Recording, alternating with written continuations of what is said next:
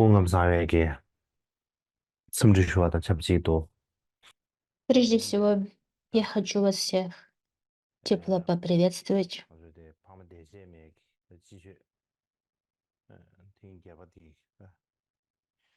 И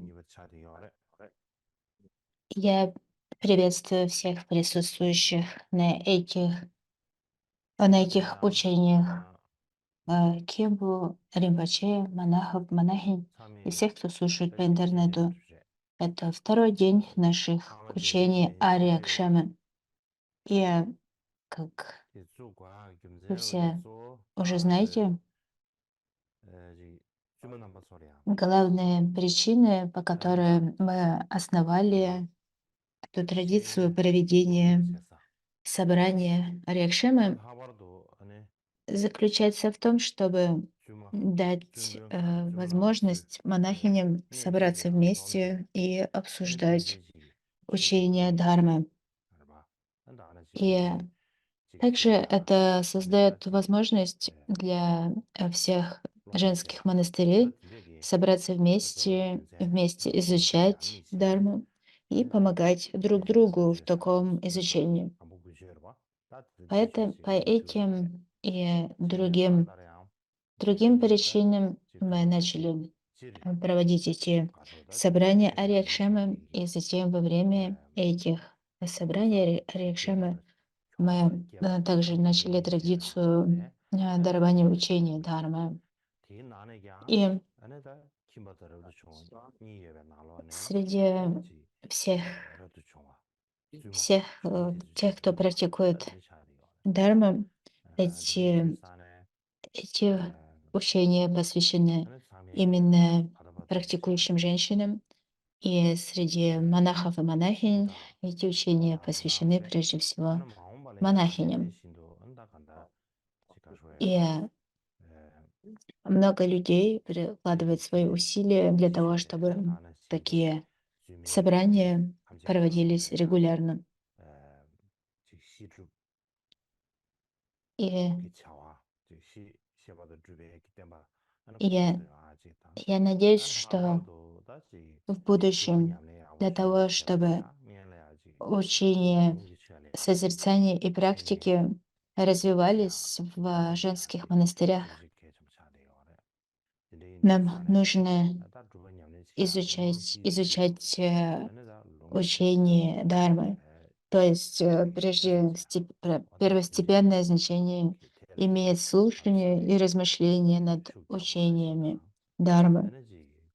И это то, к чему нам всем следует прилагать усилия. И также нам следует помогать друг другу для того, чтобы у нас всегда были возможности для этого.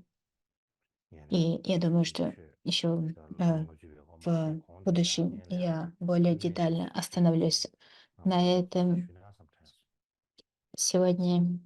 Перед тем, как я начну говорить о трактате 50 строф о гуру, я хотел отметить это как воодушевление для всех вас.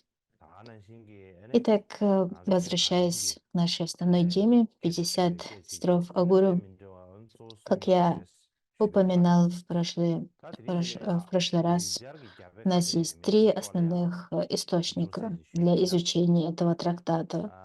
Это санскритские манускрипты, китайские переводы и тибетские переводы.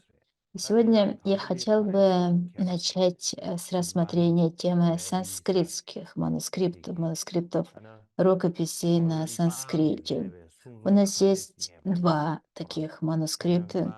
Первый из них был найден французским ученым по имени Сильван Леви, и этот манускрипт, который он нашел в 1929 году, он был включен в коллекцию работ Ашвагоши.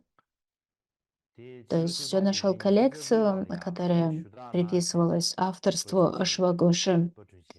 И среди этих текстов был и этот манускрипт 50 строк. И тогда он отредактировал этот текст, то есть создал его критическую редакцию и опубликовал ее. Этот манускрипт неполный, в нем пробел от, начиная начиная с 34 строки, то есть с конца 33 стиха и до конца, то есть до 50 стиха в этом манускрипте текст отсутствует.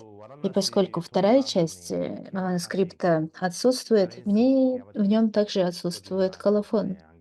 И поэтому мы не знаем, кому приписывается этот текст в этом манускрипте.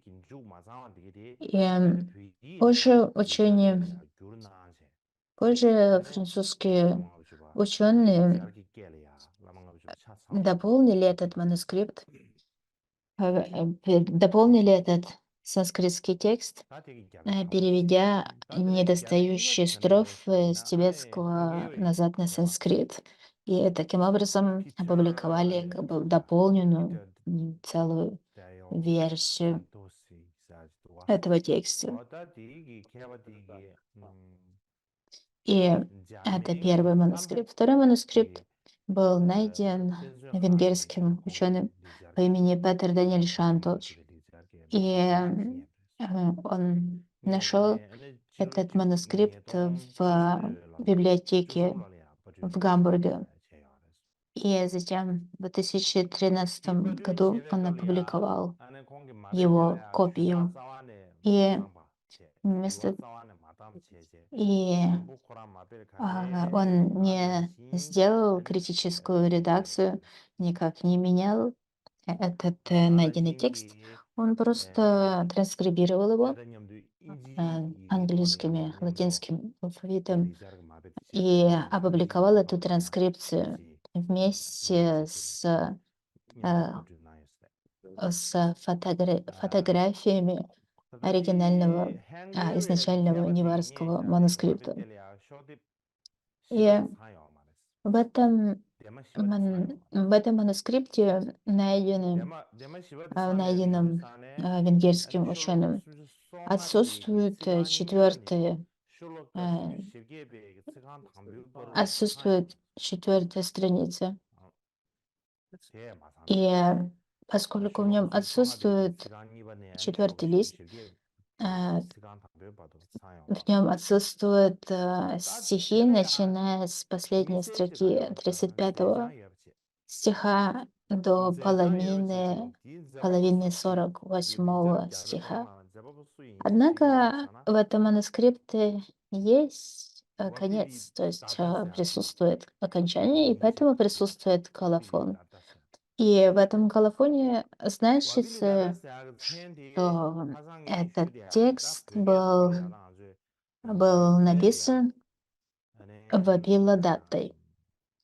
И это указанное имя Вапила дата очень похоже на тибетское имя Вапила, о котором я говорил в прошлый раз.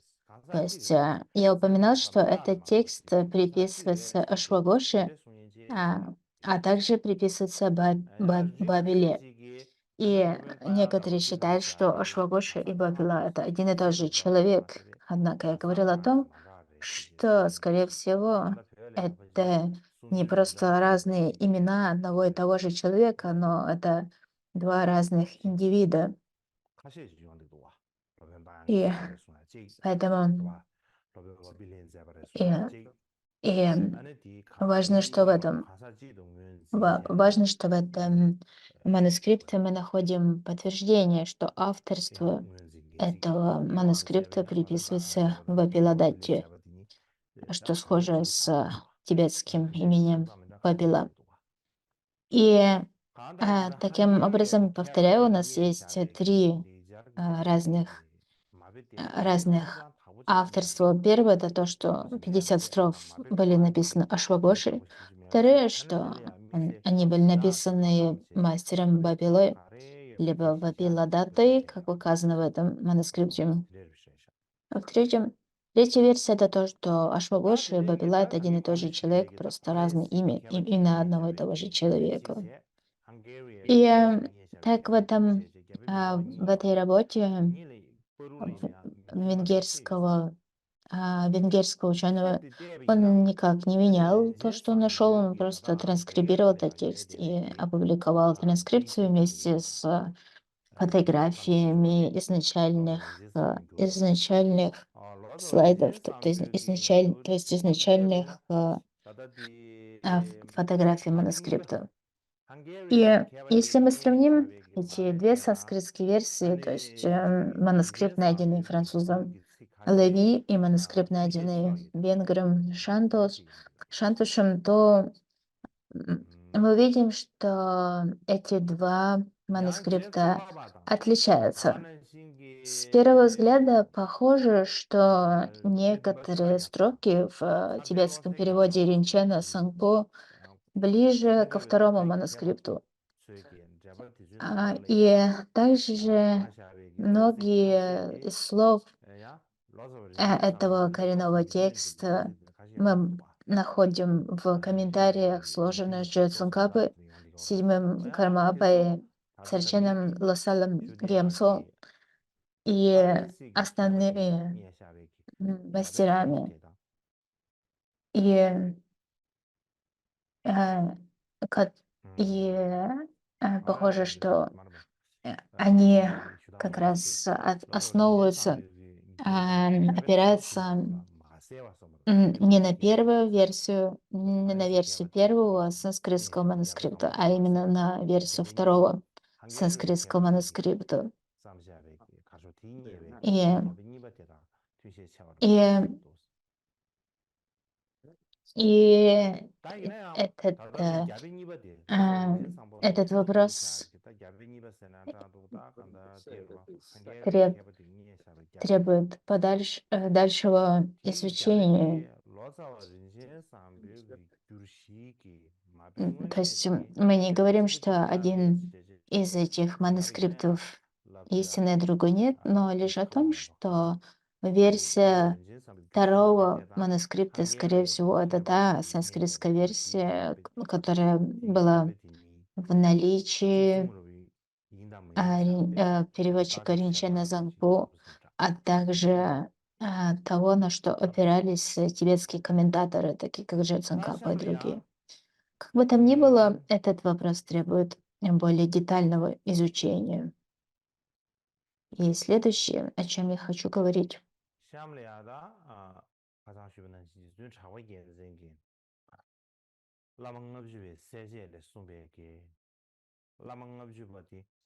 и следующее, о чем я хочу говорить, это, это структура изложения этого текста. Как я упоминала, Джитсундра Погьялсон в своем комментарии, который называется «Разъяснение 50 строф о Гуру», объясняет, что в этих 50 строфах можно выделить 5 основных пунктов, либо 5 основных тем. Первое — это индивид, который написал текст, то есть автор текста.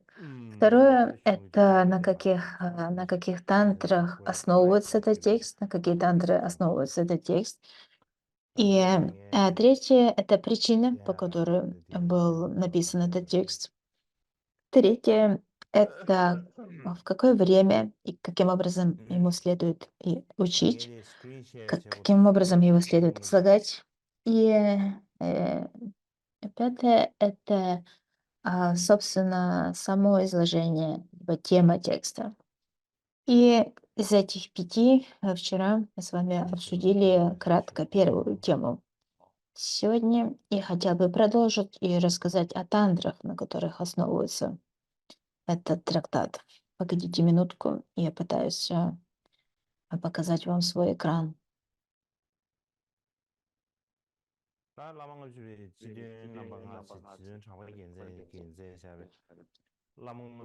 Итак, давайте рассмотрим эти 5 основных пунктов, которые можно выделить в этом трактате. И в пятый пункт Это изложение основной основной темы. И итак, вчера мы говорили о первой из этих 5 тем. Автор текста. И сегодня давайте перейдем ко второму пункту.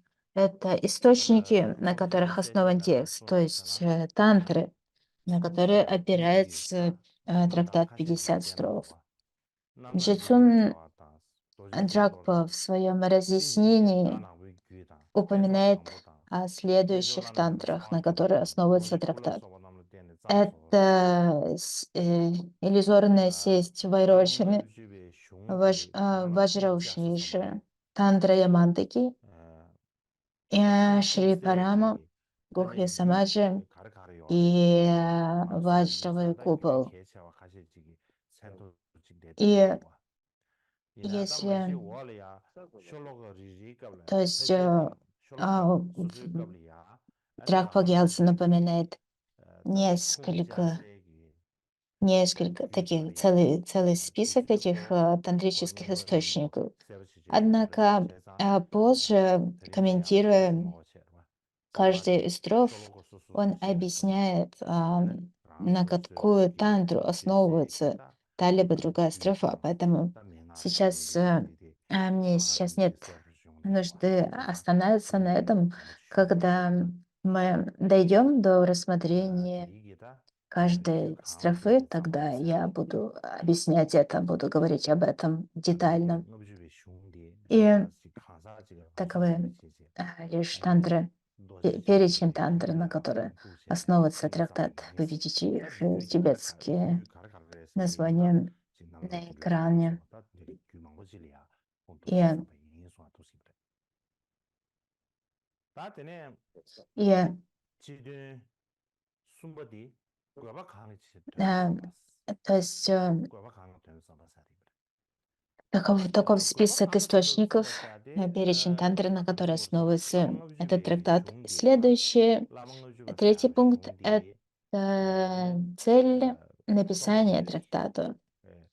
И объясняя цель написания, создания этого трактата, а, также, также излагается намерение автора этого трактата. И различные ученые дают различные объяснения намерения автора для написания 50 строф. И мы можем выделить несколько из них.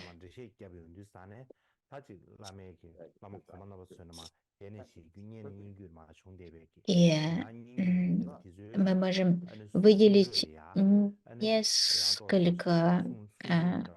несколько объяснений этого. И хотя в самом трактате содержится строфа, в которой объясняется его цель, ам, в Тибете сложилось несколько линий передачи, линии передачи разъяснения трактата, в которых по-разному объясняется его цель. Первая из них — это линия, берущая свое начало от владыки Нюгулумпы, то есть Джокмела Цауэ. В этих учениях говорится, что поскольку гуру является источником, корнем всех ситх, автор написал 50 строф, чтобы освободиться от презрительного отношения к учителям и ублажить их.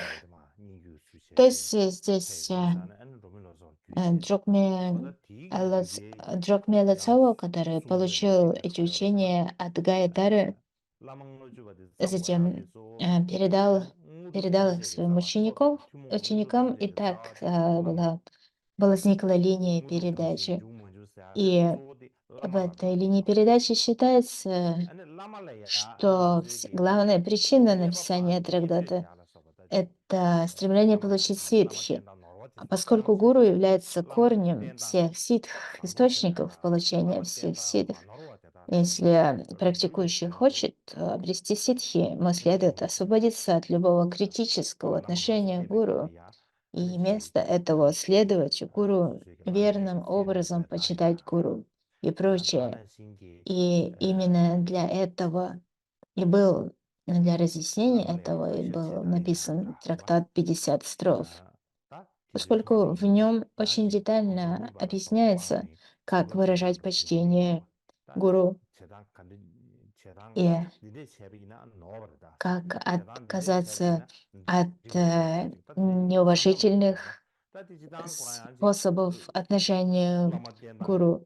То есть постоянно проводится параллель между должными способами поведения и недолжными, как следует относиться к гуру и как не следует. И изучение этого приводит к отказу от всех неверных способов отношения к гуру, недостатка уважения к гуру. И вместо этого посвящение себя верному способу почитания гуру.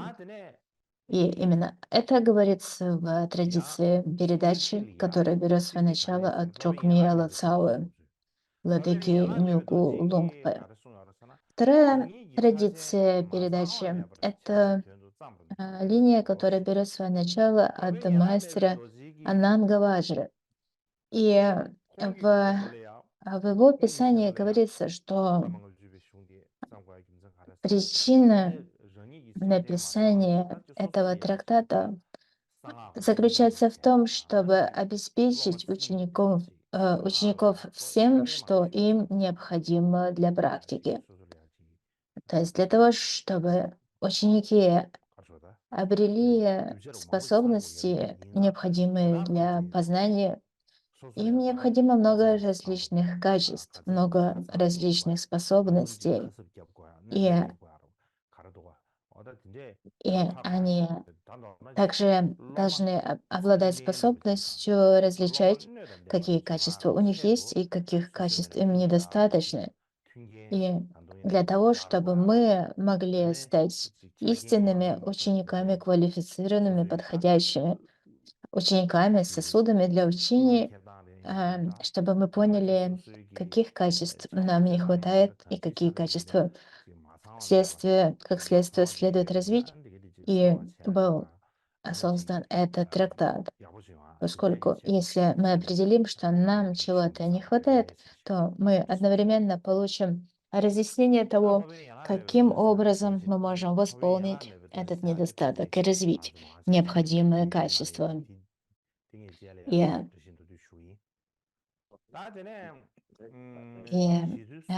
возможно, вы не знаете, кто такой Ананга Ваджра, поэтому я попытаюсь рассказать вам об этом в скором времени.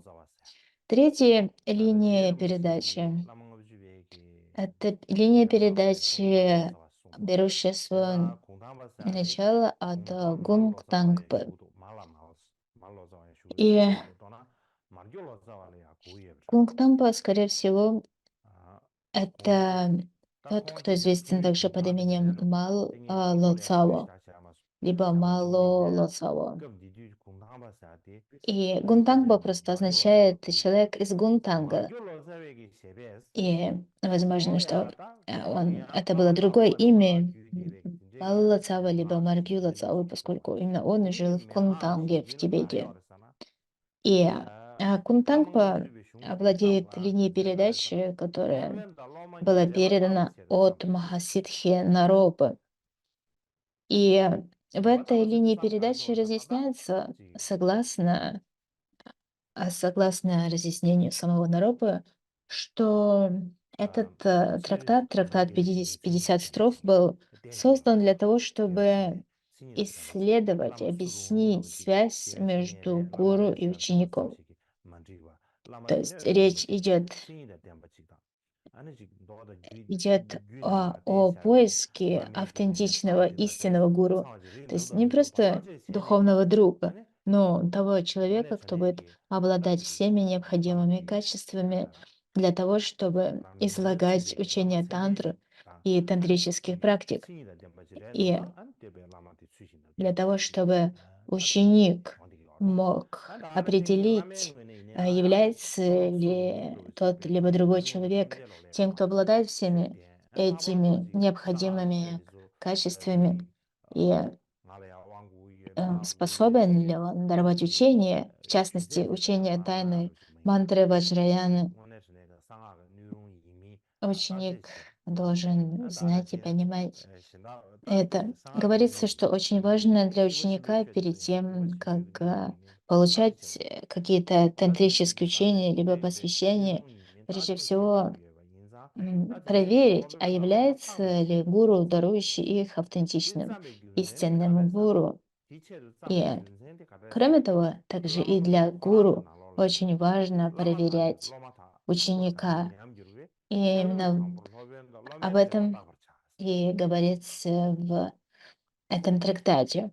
Как говорится, ta бодхисаттвы ta ji loma а, nyun je de сначала yin be che очень тщательно na ya te исследуют, ji lama je so ina исследуют lama связь le ni je de be che an между ko loma de мастером mi ba ya и lama chen учеником, den ji me ba ya ji loma ta si ma ju поскольку ju den sha ba ina ya ko lama любые chen da lo be ya нарушения ji ученика либо ta ji гуру jing ya ba sa ba yin de являются ji ta de общими cha che ba yin нарушениями. de То есть di gyun sen la de ne То ta lama есть loma da loma de da de здесь ba yin речь идет о любых gyun нарушениях sen je ba chu ba de ke и lo che de также di de нарушениях ge de na самаи. de ba chu ba che ba la Если nye la ученик lama нарушает sin de de ba la ge самаи, de то в ta ko результате ro ta ko ro нарушается и we самая loma гуру. de de ba ge lo И ta be de ko обратно ro we также верно. de ge ta ko ya Поэтому che так do важно jing ge sam проверять, che ne shin de для sambo ученика che ba так de важно che de na проверять гуру, а ta для гуру lama проверять sin de de ba che ученика. de de jing ko re И чтобы ta loma de de ba разъяснить sin da de этот, de jing ko re sa de ge согласно se ya bu jing ya ha Наропе,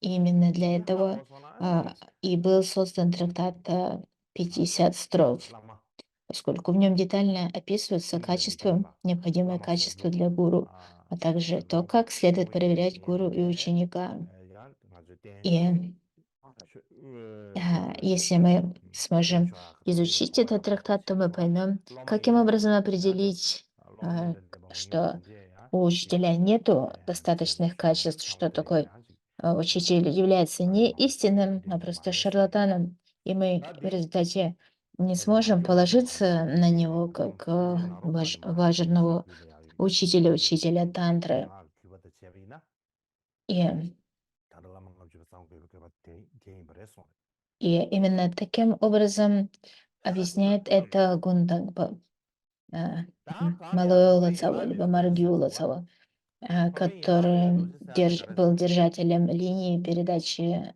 берущей go ya начало go от be Наропа.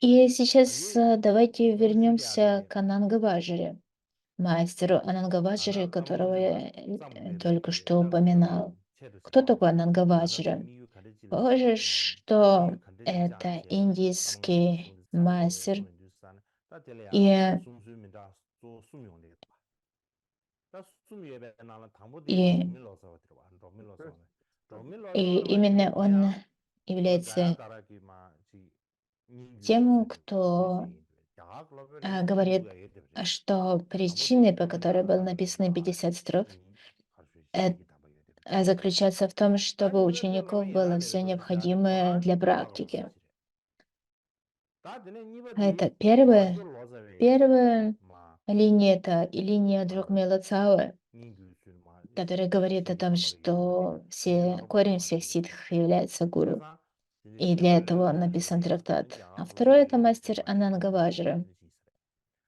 ta wa na lo И me yin la le lo третий — sa de ji che это, shi da ja nga lo это мастер min du ge so Наропа lo se и so lo тибетский ta de de держатель ge shin de Гунтангпо. shin de shi bi na ta ko ni Итак, ju chen нам yin следует yin рассмотреть, yin ge ja кто такой la Анангаваджра. so mo ja rik У sam нас yin есть me mang bo shi немного rik thon de de источников, из которых мы можем узнать, кем он был, кем был ji мастер ge de de Нангаваджра. rik dam meng de Итак, de la rik mang bo shi ya rik это me ba chi mang bo shi был de de wa индийский ta мастер, di di khong И согласно его истории жизни, он был, принадлежал к самой низшей касте неприкасаемых. Как вы помните, в Индии было, были касты, то есть высшая каста брахманов, затем кшатриев, и низшие касты. И из этих четырех каст Анангаваджра принадлежал к самой низшей касте неприкасаемых. И несмотря на это, он обладал большой удачей. И в отличие от других неприкасаемых, он встретился с мастером по имени Падмаважра. И не совсем ясно, кто такой Падмаважра. Мы знаем о великом мастере Падмаваджре, возможно, это и есть он. И он даровал Анангаваджре наставления по практике медитации. И затем Анангаваджра посвятил себя практике. Согласно этим наставлениям, он практиковал на горе, которая называлась Котампи. Это особое место для практики Махамудры. И в результате этой практики он смог обрести мудрость Махамудры. И,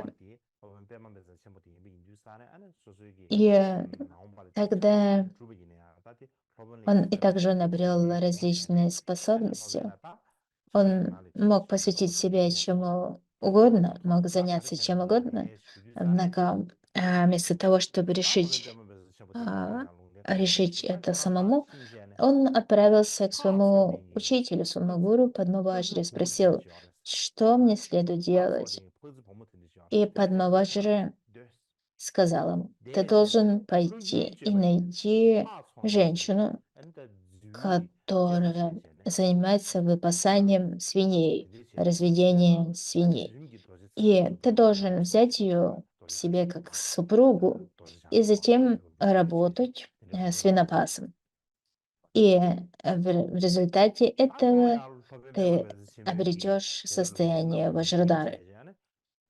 И Анангаваджра послушался и сделал так, как ему сказал Падмаваджра.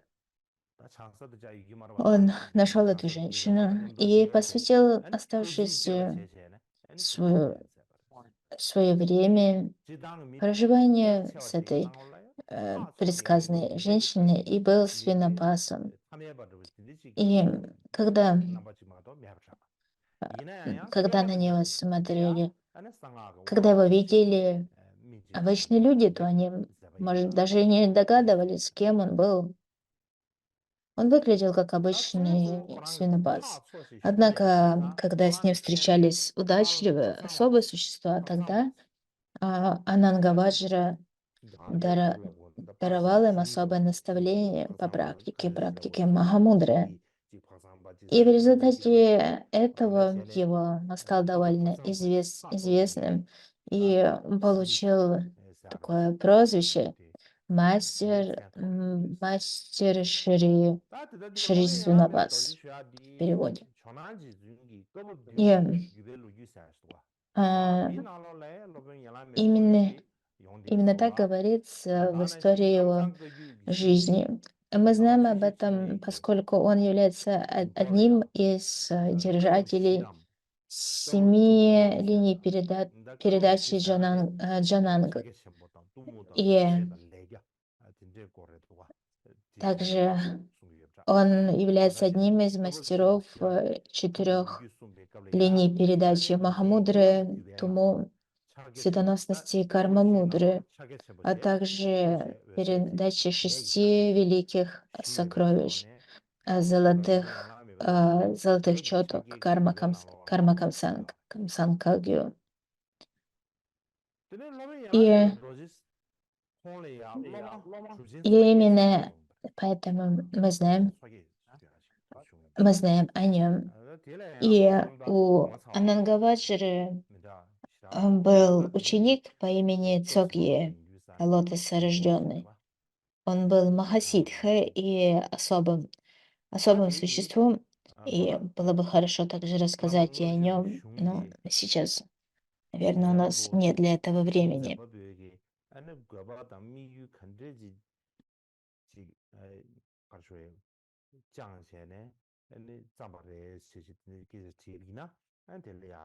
И это то, что касается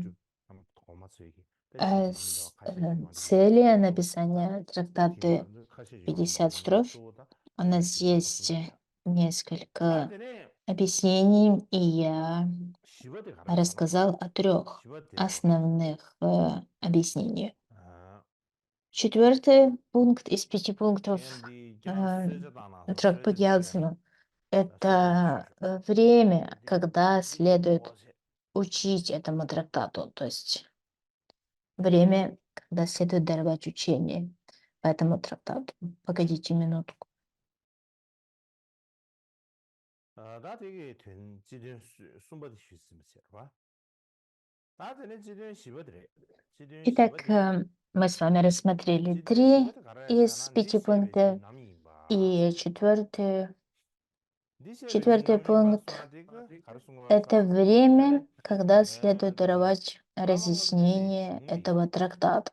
네, 시베 뒤야. И 다양한 거. Джитсон 업종 시작. Джокпагьялсон в 비율로 своем 아니, разъяснении 비율로 업종 시작나. 30여에서. объясняет это так. То есть он объясняет, каким образом следует даровать учение об этом, учение по этому трактату, какое время является подходящим. И Джокпак Ялцин объясняет, что является подходящим способом и временем. Это объяснение не похоже на обычные объяснения, когда обычные люди пытаются объяснить, что является правильным, а что нет. И согласно объяснению Джокме Алацавы, вечером, накануне дарования учений, ученик должен подготовиться. Прежде всего, он должен принять прибежище в драгоценностях и зародить бодхичитту. И на следующее утро, после необходимых приготовлений, такого ученика можно учить, то есть ему можно даровать учение. В Дрогме Лацава говорит, что у ученика должны быть чистые намерения. Он должен накануне перед получением учения принять прибежище в 3 драгоценных и следовать гуру. И лишь такому ученику можно разъяснить 50 строф. И также он говорит, что лишь если вы собираетесь принять такого человека в ученики перед тем, как вы это сделаете, вам следует даровать им разъяснение по 50 трактатов, то есть 50 строфам. То есть сначала ученик исполняет необходимые практики Махаяны, такие как принятие прибежища, зарождение Бодхичитты, а затем, перед тем, как вступить на путь Ваджраяны и установить особую связь с гуру, ему следует даровать это разъяснение. Второе — это то, как это объясняет Нароба и Гунтангпа. И говорится, что этот трактат следует даровать в самом начале установления связи между гуру и учеником. И перед тем, как ученику мастер дарует либо посвящение, либо учение дharмы, его следует спросить его: ты уже принял обеты индивидуального освобождения, обеты бодхисаттвы? Готов ли ты к принятию больших обетов? Готов ли ты принять другие обеты? И если в ответ ученик ответит: что он либо она готова готова принять эти обеты, лишь тогда им следует даровать учение о 50 строфам. И таким образом установить особую связь. Если же, если же ученик еще не принял обеты индивидуального освобождения и обеты Бодхичитты, тогда им следует сначала даровать обеты прибежища Бодхичитты, и лишь потом даровать учение по 50 строфам. То есть если ученик совсем новенький, и он еще не принял никакие обеты, сначала ему следует даровать обеты прибежища Бодхичитты, и затем учить их. Как бы там ни было, самое главное в этом это то, что когда ученик впервые переходит к гуру, следует спросить у ученика, держит ли он обеты и готов ли он к принятию больших обетов, поскольку возможно, что такой ученик уже получал учение Дармы и приходит к вам как к учителю, от которого стремится получать дальнейшие учения. Тогда следует проверить, есть ли у них обеты прибежище Бадхичитты, затем учить их. И когда речь идет о вопросе о прибежище и Бодхичитте, то смысл такого вопроса — это стремление установить, есть ли связь между, между гуру и учеником. И если мастер видит, что такая связь есть, то перед тем, как даровать им последующие учения, в частности, тантрические учения, следует объяснить этот трактат 50 строф Агуры. Следующее, что нам следует рассмотреть, это то, каким образом линия передачи 50 строф перешла в линию Кармакагью. В том, что касается истории этого трактата в линии Карма Камсанг, говорится, что первые монастырские колледжи Шедры для изучения сутр были основаны во времена седьмого Кармапы Чадрака Кемсо. И затем, во время следующих Кармап восьмого и девятого и десятого Кармап уже было много шедр, как для изучения сутры, так и для изучения тантры. И в этих колледжах было много учений, которые стали знающими,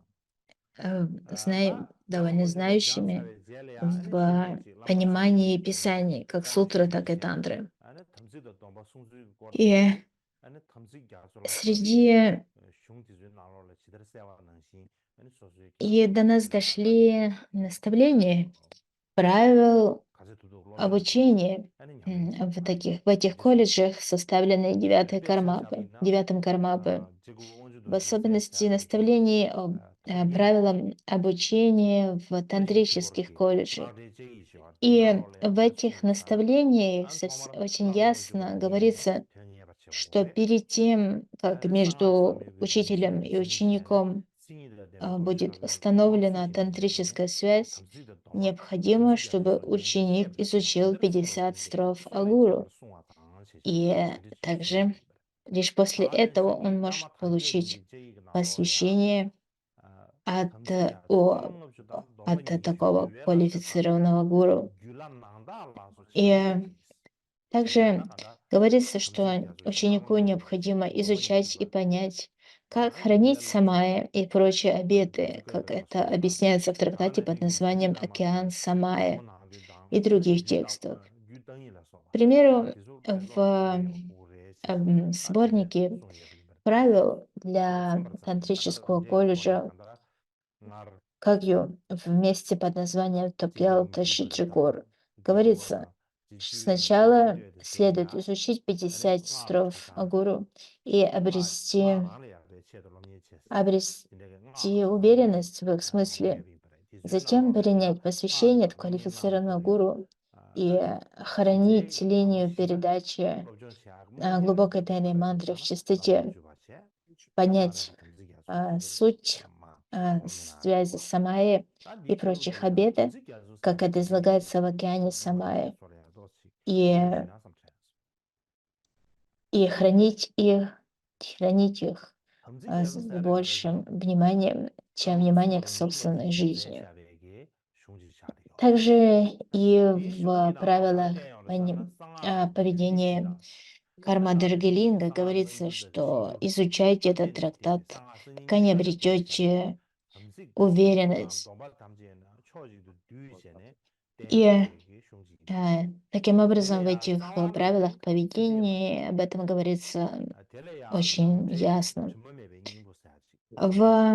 Что касается ранее упомянутого трактата «Океан Самая», то это текст, составленный третьим Кармапой Ранжунгом Дорджи, и в нем содержится разъяснение всех самай,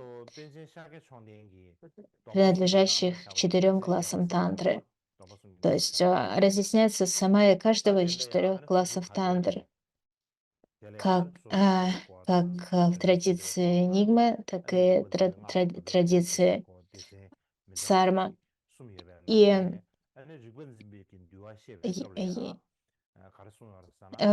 сохранился не только коренной текст океана Самай, но также и автокомментарий третьего Кармапа Ранжунга Доржи, который называется «Незапятнанная суть».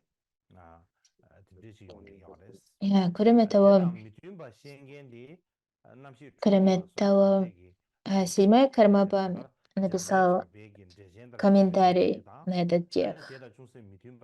И Махапандита Шаки Чогдан также разъяснил 3 типа обетов на основе этого трактата. И в этом последнем трактате Шаки Чогдана в разделе, посвященном Винаю, говорится, в земле снегов есть 2 традиции объяснения коренных падений. Одна известна как традиция, берущая свое начало от Манджушри Кирти, великого комментария Манджушри Кирти. И также другая, берущая свое начало от разъяснения, которое устраняет запутанность. И поскольку объяснение, которое устраняет запутанность, было изложено в другом месте,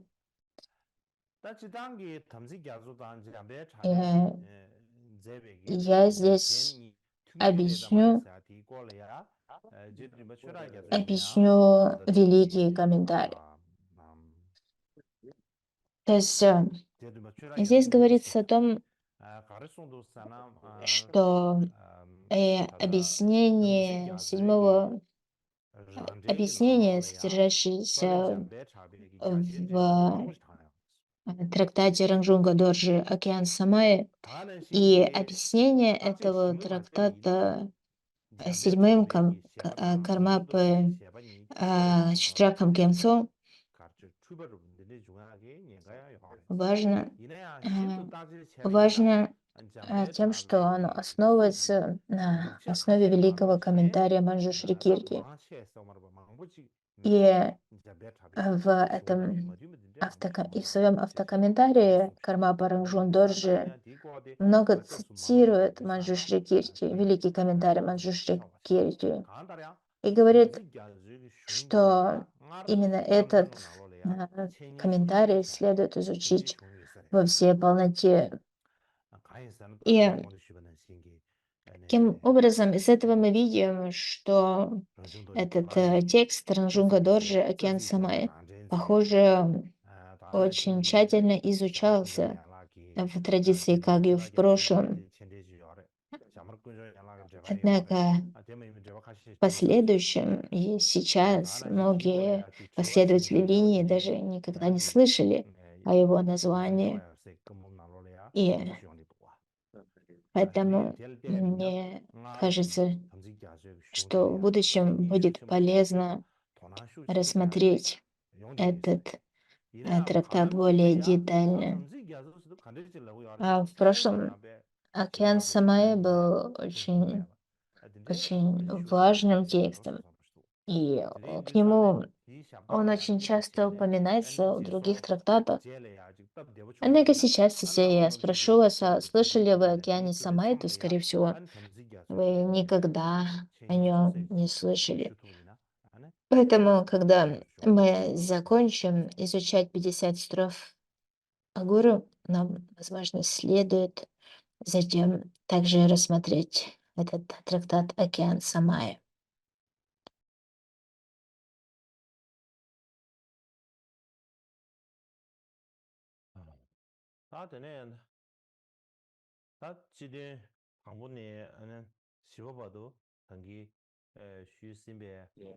Итак, давайте продолжим. Мы с вами рассмотрели 4 из 5 пунктов. И пятый пункт — это учение по основной теме текста. И до этого момента мы с вами рассматривали все, что связано с трактатом 50 строф. И сейчас мы переходим, собственно, к изучению 50 строф. И есть много комментариев на этот трактат, и в каждом из них по-разному излагается структурное содержание этого трактата.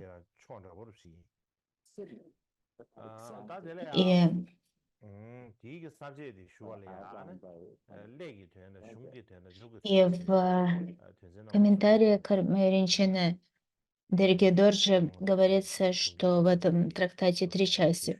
Это вступительная часть, основная часть слева, основное значение текста и завершение. И первая из этих 3 — это вступительная часть.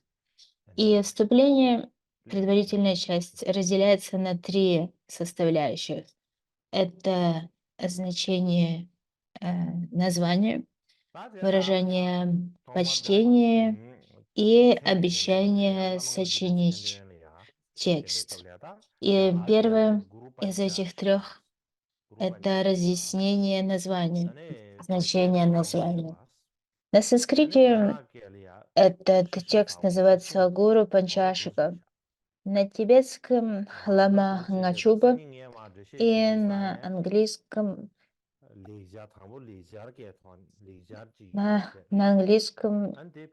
это 50 строф о гуру. На китайском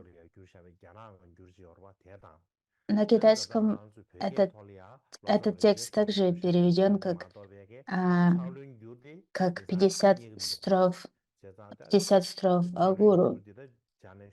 И этот китайский перевод отличается от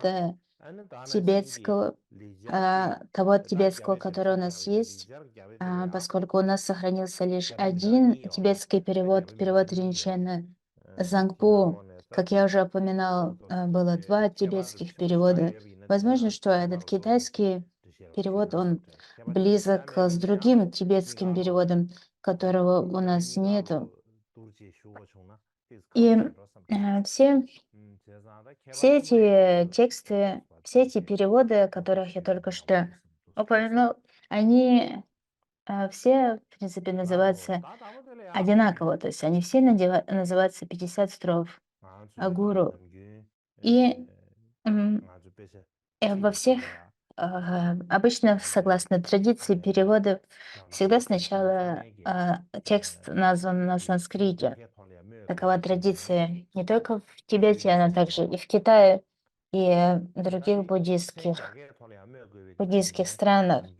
И есть определенные причины, по которым текст сначала называется на санскрите. Эти причины связаны со значимостью санскритского имени и необходимости упоминать текст на санскрите. И традиция разъяснения этого в Тибете связана с традицией кадам.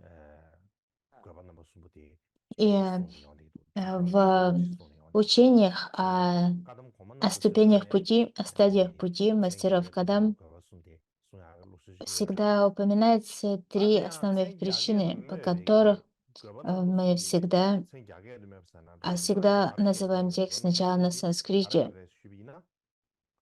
Это эти три причины следующие.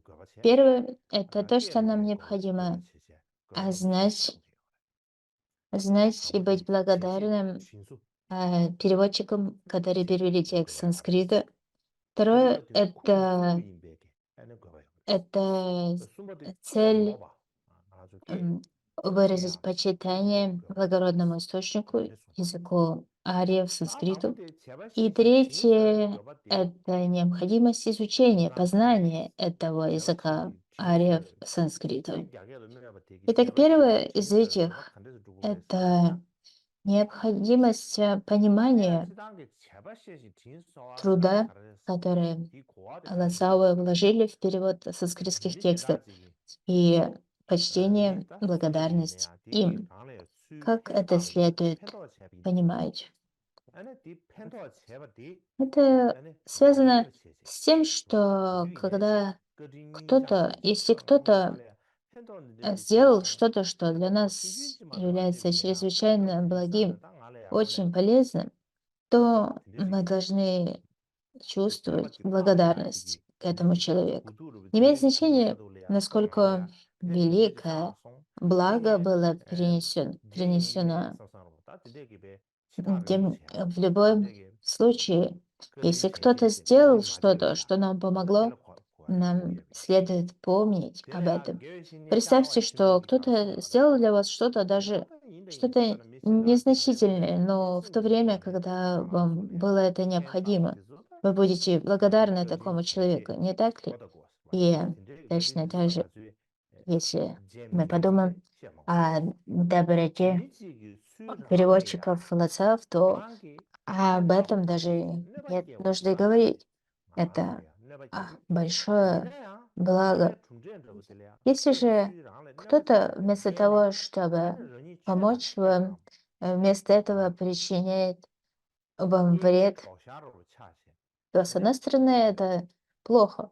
Однако представьте, что ситуация такова, что вследствие такого вреда вы смогли встретиться с Дharмой. То есть причинение вреда стало той причиной, по которой вы встретились с Дharмой. Тогда такой вред превращается во благо. К примеру, мы можем взять историю жизни Миларепы.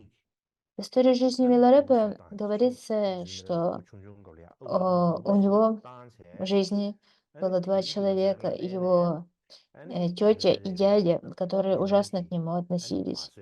И из-за этого, из-за этого мать отправила его изучать черную магию. И познав искусство черной магии, Миларепа совершил очень много негативных поступков. И затем, совершив их, он очень сильно раскаялся, он очень сожалел о содеянном. И чтобы очистить эти негативные поступки, он посвятил себя Дharме.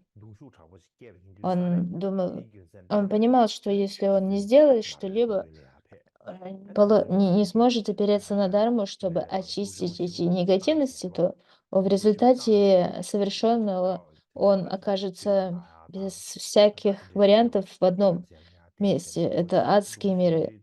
Поэтому он однонаправленно посвятил себя практике Дharме.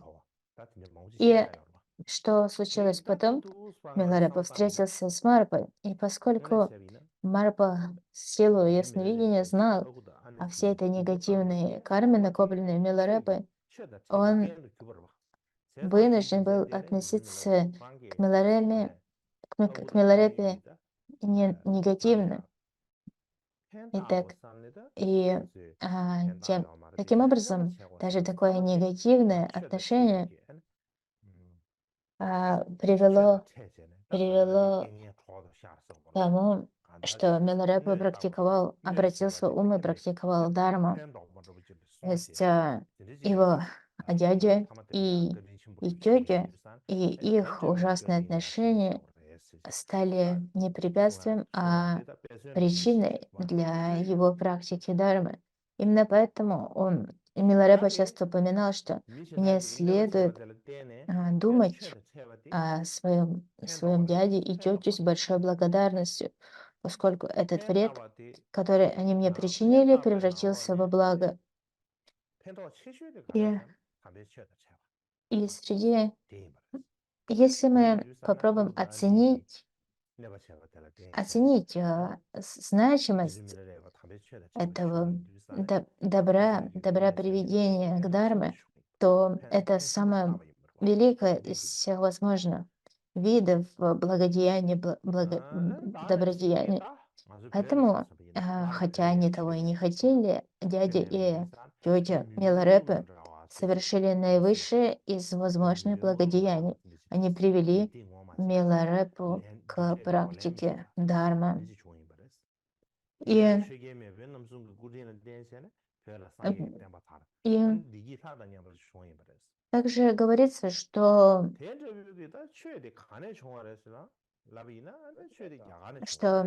в прошлом Тибет был похож на темную землю, в которой не было учения Дармы. Затем Дарма пришла в Тибет из Индии и осветила ее подобно солнцу, развеяла тьму в Тибете. И поэтому для тибетцев Индия — страна благородных, а также мастера Индии — это те источники, которые вели их к Дхарме. Поэтому даже самые обычные люди из Индии, они наделялись в Тибете титулом ачарья, что означает мастер, и им предлагали сидеть на высоких сидениях и почитали их. И говорится, что даже самые обычные попрошайки, приходящие из Индии в Тибет, их сажали на высокие сиденья и почитали как ачарьев. И есть интересные истории, иллюстрирующие это. В одной из них говорится, что однажды вместе собрало много людей. Это все происходило в Khame, в Восточном Тибете. И в то время к этому собранию присоединился индиец. И непонятно, кем он был, но поскольку всех выходцев из Индии называли ачарьями, то и этого человека также величали ачарья. И посадили его на самом высоком почетном месте. И выше его сидела лишь статуя Будды. Была расположена лишь статуя Будды. То есть выше всех восседал Будда в виде статуи. И затем был посажен ачарья. И когда другие увидели, что ачарья сел на этот высокий трон, то они возразили, они сказали, что это место для геши, Если ты будешь сидеть, если вы будете сидеть тут, то для гейши не будет места. И что ж на это ответил этот ачарья? Он был не глупым человеком, похоже. Он был умным и хорошо подготовился к таким ситуациям. Поэтому он не двинулся с места и сказал: когда вы читаете, когда вы читаете тексты Дharмы, первое, что говорится в тексте, это на санскрите, на языке Индии. И если вы говорите это в начале любого текста Дharмы, я никогда не сойду с этого места. Если же вы этого не говорите на языке Индии в начале любого текста Дharмы, то тогда я сойду с этого места. И тибетцам не было что возразить, поскольку в начале любого текста Дharмы говорится на санскрите, на языке Индии. Поэтому тибетцам ничего не оставалось, как оставить его в покое и позволить ему сидеть на этом высоком месте. И, и когда и на это Драмтамта как-то сказал, что если мы, когда мы, произ- когда мы произносим произносим на языке санскрита, это не означает, что, что мы что понимаем, что, а, что понимаем смысл, но тем не менее этим мы подчеркиваем, что мы уважаем источник такого текста и вспоминаем о индийских мастерах с большой благодарностью. Именно поэтому мы говорим на санскрите в начале любого текста.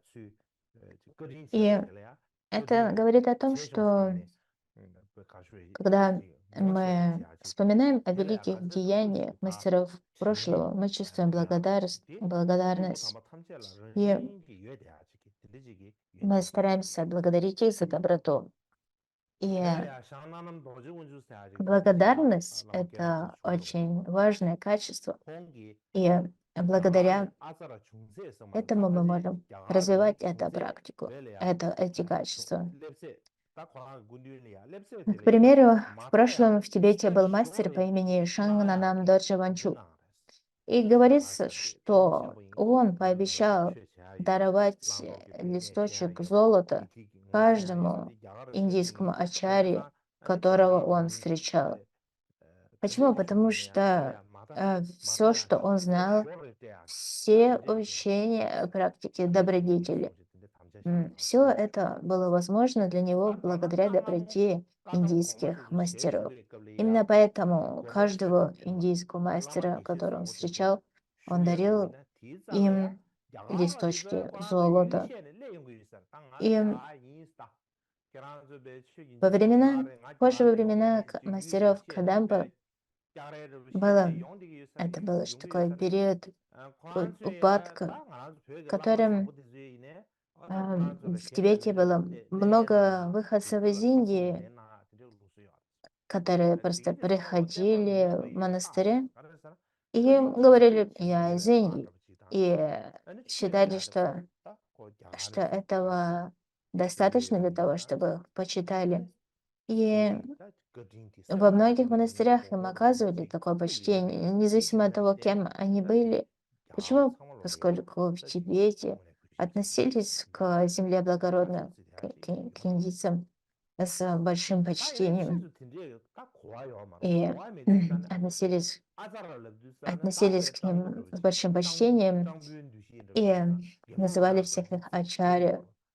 Однако позже люди забыли об этой практике, и сейчас вместо почтительного отношения к ачарье у нас есть понятие клоун, которое называется ацаря, либо ацара. Например, когда мы танцуем чам, есть один из персонажей, Чам, который зовут Ацаря, либо Ацара. К примеру, когда я был маленький, я любил смотреть танцы Чам, и всегда в них принимали участие эти ацары, которые были такими комическими персонажами. У них были большие носы, они постоянно шутили, и поэтому все хотели их видеть, поскольку они всех смешили. То есть на самом деле это слово "асара" это изменение слова "ачарья". Оно совершенно поменяло свое значение, и из того, чтобы быть тем, кого почитают, кого уважают, великого мастера из Индии, оно превратилось в обозначение какого-то клоуна, который обычно изображает какого-то бедняка, бедно одетого, и совсем умного, который постоянно попадает в какие-то переделки, и над этим все смеются. Так, возвращаясь к нашей теме, первая причина, по которой тексты называются на санскрите, это необходимость вспомнить о доброте санскритских мастеров, а также тибетских лацов, которые перевели эти тексты на тибетский.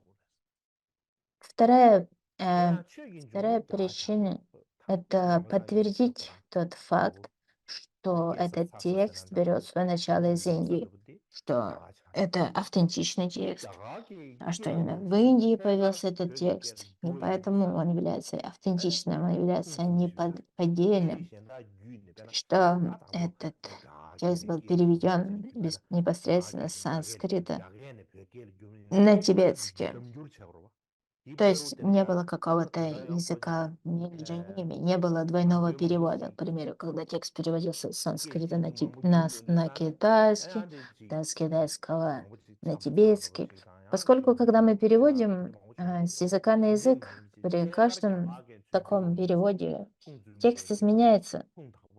Поэтому, если мы говорим, что текст переведен напрямую с санскрита, это свидетельствует о том, что источник является надежным, на такой источник можно положиться.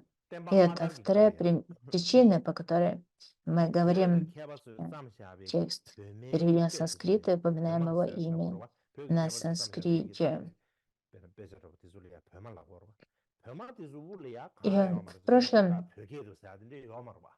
и в в прошлом, тексты лишь переводились с санскрита на тибетский. Не было текстов, которые писали сами тибетцы. То есть традиция началась с того, что тексты переводились. Сначала они переводились с китайского, и также они переводились с санскрита. Тексты, переведенные с китайского, гласили на китайском, и давалась транслитерация китайского названия. Тогда как тексты, переведенные с санскрита, гласили на санскрите, и давалась транслитерация, тибетская транслитерация санскритского названия. В конце текста также указывался источник текста, кто его перевел, с какого языка, и кто редактировал текст и так далее. То есть, если текст был переведен с китайского, то это обязательно указывалось. Точно так же, если текст был переведен с санскрита, то в колофоне это указывалось. В нем указывалось мастера, который перевел текст, мастера, который помогал переводу, и редактора, и того, кто довел текст до совершенства. И если и также и, и этот процесс перевода и процесс перевода был очень хорошо регламентирован.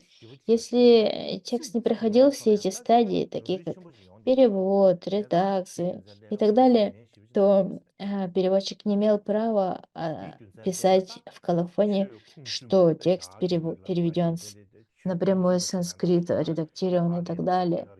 То есть это упоминание санскрита свидетельствовало о качестве текста, поскольку она говорила, этот текст переведен из должного, правильного источника. Он заслуживает уважения.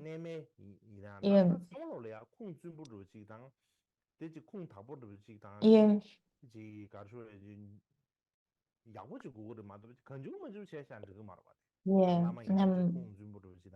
нам это похоже. И, и поэтому так важно,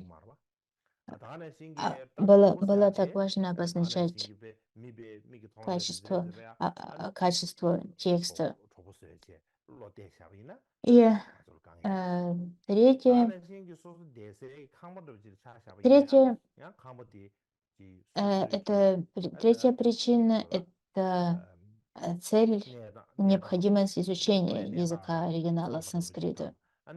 И когда мы пытаемся понять смысл такого качества текста, упоминания качества текста, то это связано и с обычным стремлением изучать качество того, с чем мы встречаемся. К примеру, если мы хотим завести друга, положиться на кого-то, то нам следует проверять этого человека.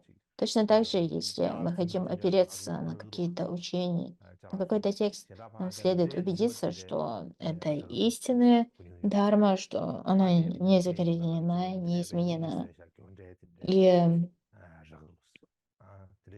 говорится, говорится, что в это время упадка очень много подделок. В Тибете даже говорят о том, что в Китае изобрели поддельный рис. Что-то, что выглядит как рис, но на самом деле это не является настоящим рисом. Поэтому сейчас мы даже уже не можем отличить даже такие простые вещи, как рис. Даже они являются подделкой. Не говоря уже о всем прочем. Есть столько неистинных мастеров, поддельных мастеров, которые притворяются, что они знают что-либо. И следующее, на что нам следует посмотреть, это э, это смысл санскритского названия. На санскрите текст называется Гуру Панчашика. Гуру — это лама на тибетском, либо учитель Панчашика значит 50. То есть даже если мы не знаем санскрита, если мы можем распознать эти два слова в названии гуру и панчашика, значит, что гуру — это лама, панчашик — это 50, мы уже создаем связь с языком благородных, с санскритом. Это очень важно. Как говорится в сутре Прагняпарамиты, что это совершенная мудрость даруется в нескольких словах, в нескольких буквах, в нескольких предложениях. И поскольку, поскольку Дharma Махаяны традиционно передается именно на санскрите, но можно понимать важность этого языка. И в то же время мы можем возразить, опираясь на такие тексты, как «Владыка пожеланий», в котором возносится благопожелание, пусть я смогу учить дарма на всех языках, на языке богов, людей, кумбанг и прочих. И это никоим образом не отменяет важности санскрита. Когда мы говорим о темах, связанных с дармой, нам важно знать несколько языков дармы. Недостаточно полагаться лишь на тибетский. Нам также следует знать санскрит. Нам также нужно знать язык пали. Если мы изучаем тексты колесницы основы, также хорошо бы знать дополнительный язык, например, китайский, либо какой-то еще. Почему? Потому что санскрит был основным языком источников текста Махаяны, тогда как Пали является языком изначальных текстов колесницы, основы. Пали а, с- поддерживается, сохраняются южные традиции Дharмы, и северные традиции поддерживаются в основном на тибетском и китайском. И таким образом, нам следует знать 4 языка Дharмы. Это санскрит, пали, китайский и тибетский. И если мы будем знать все эти 4 языка, то это будет действительно полезно. И, возможно, именно это имели в виду те мастера прошлого, которые говорили, что даже просто слышать санскрит оставляет следы в нашем сознании. И, и говорится, что у мастера Патовы, мастера Кадам, по имени Патова был ученик, который сказал, и который возразил Патове, когда тот учил важности санскрита, создавания связи с санскритом. И этот ученик сказал Патове, не важно ли родиться в Индии? Не было бы хорошо, если бы мы просто родились в Индии, поскольку если бы мы родились в Индии, наша мать бы сразу бы просто учили нас санскриту. Возможно, он говорил так потому, что для тибетцев санскрит является очень сложным языком, и поэтому он думал, что если бы я родился в Индии, то да, моя мать обучила бы меня санскриту, я смог бы выучить этот язык с легкостью. На это Батова ответил, что ты дурак. Если бы ты родился в Индии, твоя мама разговаривала с тобой на каком-то разговорном языке, а не на санскрите. Санскрит — это особый язык, который необходимо изучать. Это не тот язык, на котором говорят обычные люди в Индии. И даже если ты родишься в Индии, нет никакой уверенности в том, что ты сможешь говорить на санскрите. И это было верно даже для прошлого. Сейчас же в Индии вообще почти никто не знает санскрита. Как бы там ни было, в прошлом в Тибете было много великих переводчиков, которые отправлялись в Индию для изучения санскрита. И некоторые из них изучали санскрит в Тибете. Не покидая Тибет, они учились с индийскими пандитами, индийскими учеными, которые пребывали в самом Тибете. К примеру, один из тибетских переводчиков, Поло Цао, начал учить санскрит сам, просто сравнивая названия текстов на санскрите и тибетском. Это он делал таким образом, как я уже объяснял, к примеру. Он брал тибетский титул Лама Ngachukpa и санскритский титул Гуру Панчашика и просто пытался связать составляющие слова этих названий. К примеру, о Гуру — это Лама, Панчашика — это Ngachukpa и так далее. Таким образом, он начал изучать санскрит, и в результате он стал Лоцао, известным Лоцао. И, похоже, он был не единственным, были и другие люди, которые изучили санскрит таким образом. И сейчас мы должны задаться вопросом, а почему этот текст называется «50 строф о гуру»? Говоря в общем, в том, что касается традиции дарования названий, то есть несколько способов дарования названия. К примеру, название может отражать тему текста. Другие названия могут отражать место создания текста, либо время создания текста. Третьи могут в названии указывать на какого-то индивида, с которым связано создание текста, допустим, кого-то, кто и спросил текст, либо того, кто написал текст, то есть автора текста. В других еще также названия текста можно, могут использоваться просто какие-то метафоры, сравнение с чем-то и так далее. Это все может указывать на тему трактата.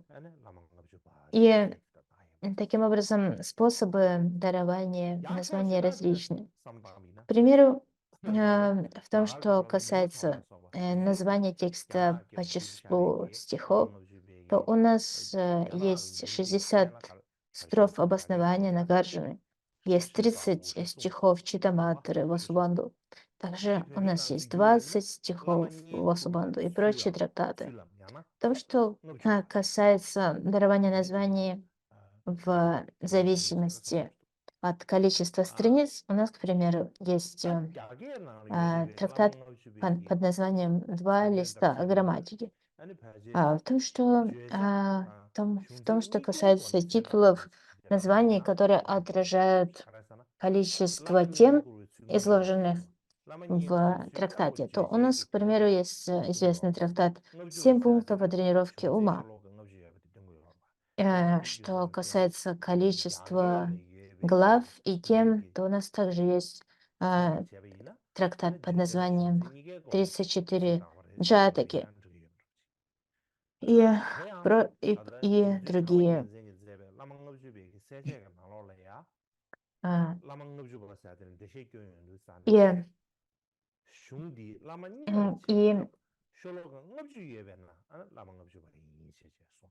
и, к примеру, китайский перевод 50 строф, который был создан индийским мастером Рави Кирти и другими, переводит это название как, если мы попытаемся его перевести на наш язык, 50 способов служения гуру. Таким образом, в этом переводе названия изложено как количество строф текста, так и тему текста служения гуру. Джитсун Драгпал Ялтсен в своем трактате, изложения 50 строф о гуру разъясняет, что этот трактат так называется, поскольку в нем 50 строф, и в нем излагаются методы почитания гуру. И в объяснении Джа Сангабы говорится, что этот трактат посвящен почитанию гуру, либо служению гуру. И таким образом этот, это объяснение излагает как количество строф, так и главную тему текста. И я думаю, что этого достаточно на сегодня. Давайте на этом остановимся.